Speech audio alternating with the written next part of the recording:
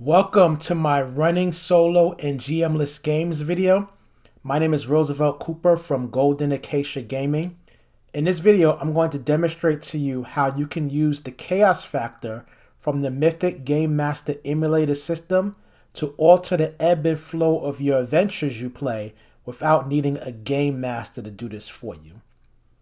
Now, when you're using the Mythic Game Master Emulator system, you're basically going to be using a fate chart to answer the questions that you may have about what's going on in the adventure.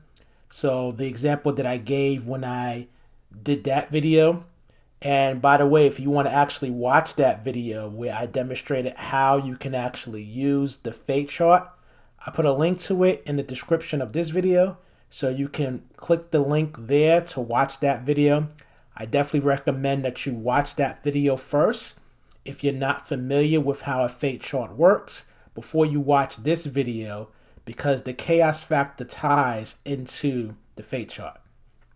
So now the chaos factor is determined by how much control the player characters have over each individual scene. So if the player characters were in control of the scene for the most part, then the chaos factor gets lowered. If the player characters were not in control of the scene at all, then the chaos factor gets increased. And the chaos factor has several different impacts on your fate chart and on what happens in the adventure. The first factor that it has an impact on is the likelihood that a question you're going to ask the fate chart is going to be a yes. So as the chaos factor goes down, then the chances of a yes happening is decreased. If the chaos factor goes up, then the chances of a yes happening is going to increase. The other area where the chaos factor plays a role is determining how frequently you are going to encounter altered scenes as well as interrupt scenes that are going to replace your expected scene. So if you have a low chaos factor, then it's going to be very likely that whatever your expected scene is, that is what's going to happen. However, if you have a very high chaos factor, then it's a very good chance that your expected scene is either going to be altered in some way or is going to be completely replaced. So now the chaos factor can be anywhere from 1 to 9. And it starts off at the beginning of the adventure at the number 5. So after you play out your first scene, you're going to ask yourself, was the player characters in control of the scene?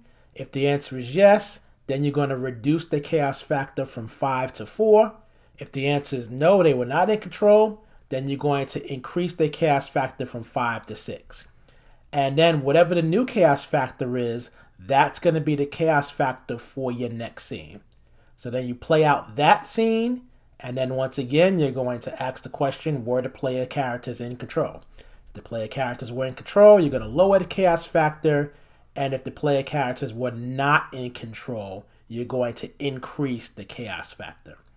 So I really like the chaos factor because it basically alters some of what you're looking to do in your adventure, and it kind of alters the ebb and flow of the adventure.